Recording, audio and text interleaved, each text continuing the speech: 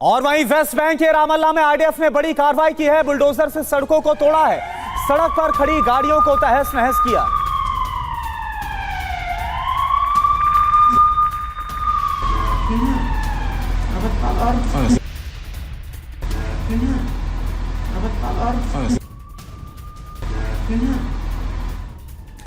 और West Bank से एक और बड़ी खबर, जहां पर बेतुनिया में एक्शन में इजरायली डिफेंस फोर्स इजराइल की बख्तरबंद गाड़ियां जाती हुई नजर आई।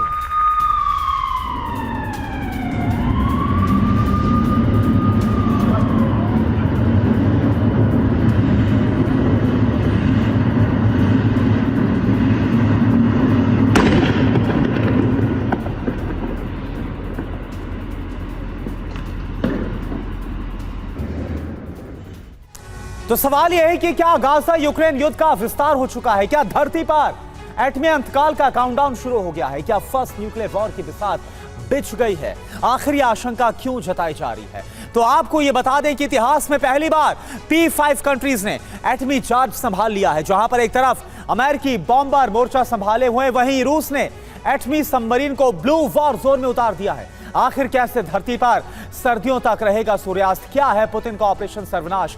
देखिए इस स्पेशल रिपोर्ट में।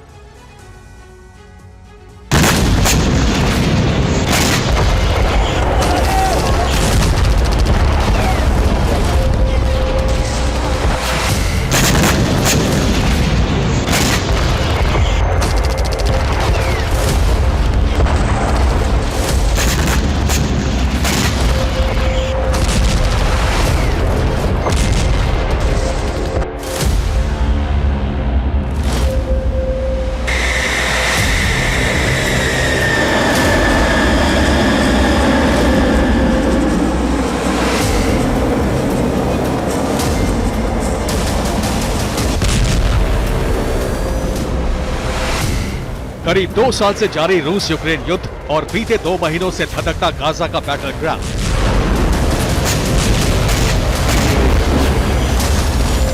भले ही इन खूनी संघर्ष के पीछे जमीनी विवाद को वजह माना जा रहा हो, मगर हकीकत तो ये है कि यूक्रेन से लेकर गाजा तक जो बारूदी कोहराम मचा है, असल में वो फर्स्ट न्यूक्लियर वॉर का लॉन्च पैड है।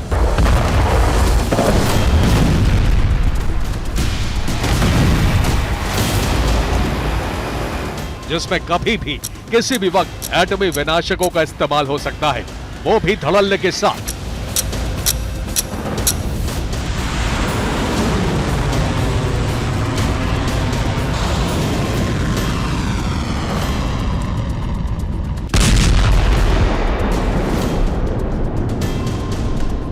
जी हां, रूस यूक्रेन और इजराइल हमास में छिड़ी जंग जल्द ही परमाणु युद्ध की शक्ल ले सकती है। और ये कोई हवाई दावा नहीं है, बल्कि इसके पीछे की वजह है PS कंट्री की न्यूक्लियर तैयारी।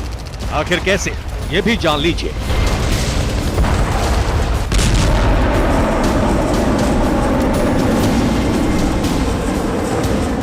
First nuclear war breaking 1, America ने B2 स्पिरिट बॉम्बर को B6112 एटम बम से लोड किया।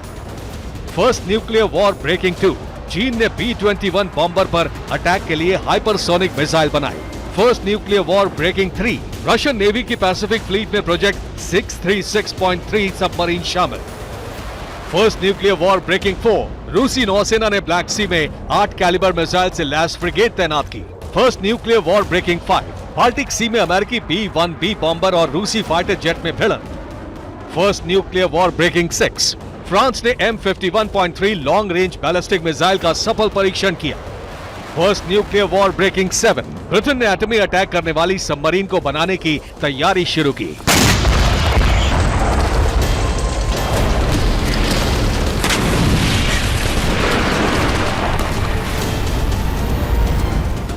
एक तरफ दुनिया के 2 इलाके वॉर फ्रंट बने हुए हैं। इसी बीच अमेरिका, रूस, चीन, ब्रिटेन और फ्रांस जैसे ताकतवर मुल्कों का परमाणु ऑपरेशन, एटमी हथियारों का एक्शन, ग्लोबल न्यूक्लियर वॉर की दहशत बढ़ा रहा है।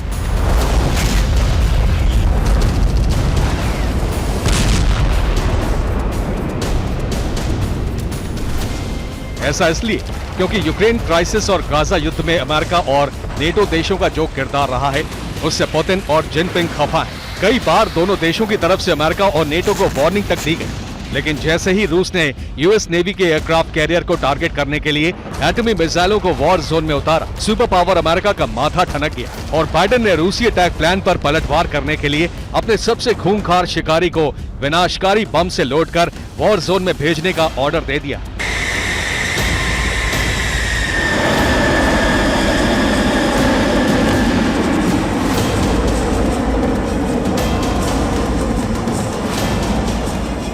आसमान में किसी डेविल की तरह दिखाई दे रहा ये लड़ाका अमेरिकी वायुसेना का सबसे घातक बम वर्षक है। नाम है B-2 spirit stealth bomber.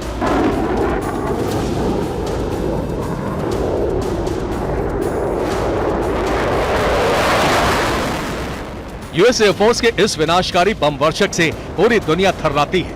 Air zone में इसकी दस्तक से ही दुश्मनों की सांसें थम जाती हैं, क्योंकि B-2 स्पिरिट बॉम्बर आसमान में उड़ता परमाणु बम वाला वो दस्ता है जो अपने एक प्रहार से किसी भी मुल्क का वजूद मिटा सकता है। आखिर क्यों, ये भी जान लीजिए।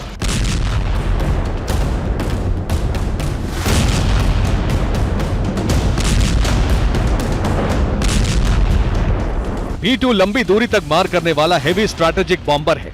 इस बम वर्षक का कुल वजन करीब 90,000 किलो तक है। B-2 स्पिरिट 1010 किलोमीटर प्रति घंटे की रफ्तार से उड़ान भरता है। यूएस एयरफोर्स के इस बॉम्बर को कोई रेडार पकड़ नहीं सकता।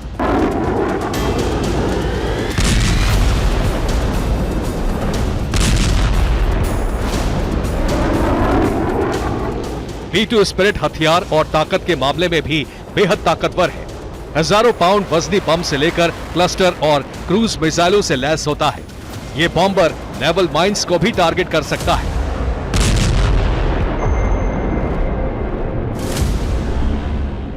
यानी आसमान में उड़ता हथियारों का जखीरा है B-2 स्पिरिट स्टेल्थ बॉम्बर।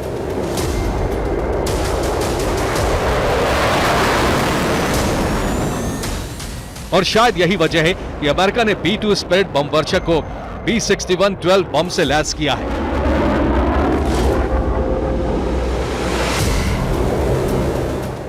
अठहत्तर साल पहले अमेरिका ने जापान के हिरोशिमा और नागासाकी में जो एटम बम गिराए थे, उससे करीब 24 गुना ज्यादा ताकतवर है B-61-12 ग्रेविटी बम। यानी 78 साल पहले जापान के 2 शहरों में जो तबाही मची थी, भीषण नरसंहार हुआ था, उससे करीब 24 गुना ज्यादा तबाही और नरसंहार होगा जब B-61-12 ग्रेविटी बम को दागा जाएगा। आखिर क्यों, ये भी जान लीजिए।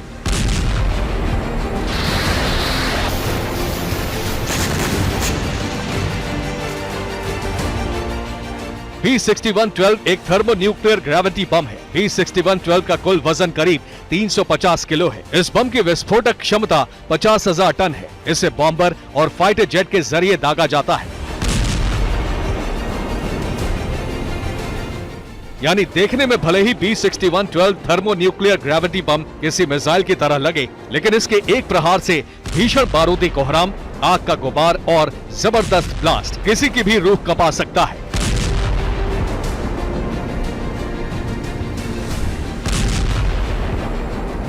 इसके बम की तबाही का दायरा भी सैकड़ों किलोमीटर तक के इलाके को अपनी चपेट में ले सकता है।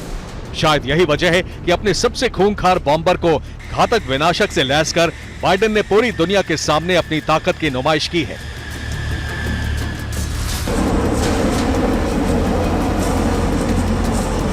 लेकिन बाइडेन के इस कदम के साथ ही चीन और रूस भी एक्टिव हो चुके हैं। जहां पुतिन ने बाल्टिक सी से ब्लैक सी तक एटमी चक्रव्यूह तैयार कर लिया है, तो वहीं ड्रैगन ने अमेरिका की छठी पीढ़ी के स्टेल्थ बॉम्बर 21 रेडर को मार गिराने के लिए हाइपरसोनिक हथियारों की खेप तैयार कर ली है।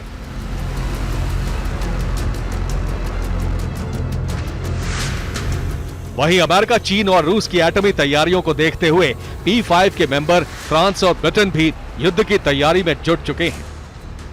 मतलब ये कि जहां दुनिया रूस यूक्रेन वॉर और गाजा युद्ध के खत्म होने की दुआ कर रही थी, उस पर तो लगाम नहीं लगा, वहीं अब दुनिया पर फर्स्ट न्यूक्लियर वॉर का खतरा जरूर मंडराने लगा है। Bureau report, TV9 Bharatvarsh.